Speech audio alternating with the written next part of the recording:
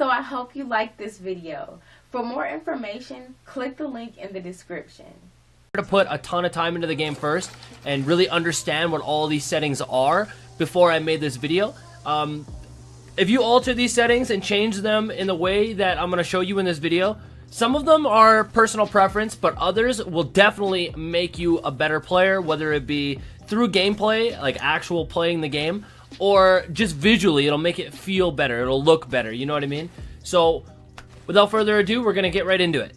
So when you click the settings menu, this is what you see. You've got 4 tabs on the top: gameplay, controller, video, audio. We're not going to touch on audio because, I mean, that's personal preference. I turn down the music volume. You do what you want to do with that. We're going to talk about the main ones under the gameplay setting, the controller setting, as well as the video setting. Now, mind you, a lot of these are personal preference, so you alter it how you want to alter it, but I'm going to give you my preferences, and I'm going to tell you a couple things that you should change regardless of personal preference, just because it will be better. So for starters, the main ones, obviously sensitivity, completely personal preference, or whatever you feel comfortable with. But then you've also got the response curve. Now I can make an entire video talking about response curve. If you come from Overwatch, then you know what it's like to have a ridiculous amount of different aim settings. That's what all this is. So we can go into detail about all of this, but I'm not going to waste your time, and I really do not want to go into detail about all of it because it is very complicated. So play Classic.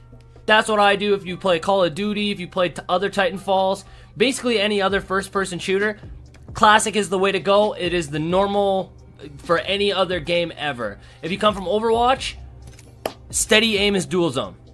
You'll know what that means. Linear is linear ramp. So if you want to rock with it, but that's the response curve, okay? Next, I want to briefly touch on dead zones because this one might affect a lot of you guys. So if you have a really old controller, and let's say your controller is just sitting on your desk, right? And your crosshairs are moving a tiny little bit. If it's doing that, put the dead zone to large. Or if your character's just slowly walking and you're not touching your controller, put it to large. The larger your dead zone, the less sway you're going to have when you're moving. Default is small, so if you're not having that problem, keep it on small. But if you're having that little sway problem where you're not touching your controller and your character's moving or your crosshairs are moving, put it on large and the problem will go away. Alright guys, now this is one of the most important ones. This was a game changer for me. So under the video tab, you're going to see a setting called field of view. Now it's just as it sounds. Field of view is what you see in game. So the lower your field of view, the less you see. The higher it is, the more you see. All the gameplay that I have recorded up until this point has been on default setting, which is 70. So I'm going to show you what it looks like. Here's the difference. I'm standing in between those two barricades or targets. Now I'm going to increase the field of view, and I can see way more. Way more. So everything that I've recorded up until this point has been at the default setting of 70. Now when I switched it to the max setting, it took a little bit of getting used to, but let me tell you, it improved my gameplay immensely. Like, tenfold. It's incredible how much more you can get done. You see way more. The only thing that I have to say that you'll take a little bit in getting used to, okay? The thing that you got to get used to the most is distances. Because when your field of view is wider, your distances feel farther away. So you might think that you're out of range to somebody with a Peacekeeper, which is the shotgun. But in reality, they're a lot closer than you think, and then they bop you and you're dead. So the only thing that you kind of got to get used to is distancing. I don't know why I keep messing that up. Distancing, you got to get used to that. But other than that, I highly recommend it. Get used to it. You should definitely play on that. Now, one of the most important settings, in my opinion, is the damage numbers. By default, it is set to stacking. Now, you're going to want to change that to floating, but I'm going to show you what stacking looks like first, just so you can see. So when you shoot a target, this is just in the training arena, you can see that every single time I hit, it does 20 damage, and it stacks up. So a full clip, the 700.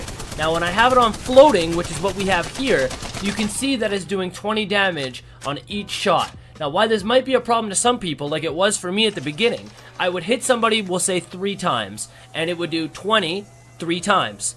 It would say I did 20, then 40, then 60. So in my head, I'm like, oh, I did 20 damage, then 40 damage, then 60 damage. And I would tell my teammates, hey, yo, he's one shot. I hit him for 120.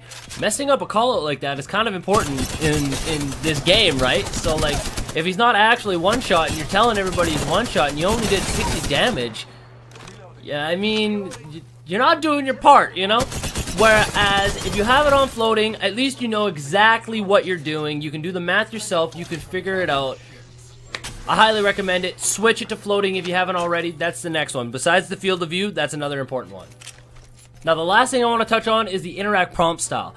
I recommend it to be on default if you're not familiar with the game, but you can also switch it to compact. Now, obviously, when you have it on default, this is what it looks like when you're going to pick up a weapon, ammo, whatever you're going to pick up in the game, right? If you switch it to compact, this is what you see. It is a lot smaller, it makes the UI look way better, but there isn't as much details into what you're picking up. So if you're not familiar with the game yet, then I highly recommend keeping it on default, but as you progress and as you start knowing what weapons are what you're looking for, I highly recommend switching it to compact. I play with it on compact now, but obviously I've been playing the game quite a bit, so I know what I'm looking for. I know what the items look like on the ground before even picking them up, so I don't have to worry about it. So those are the settings that I use.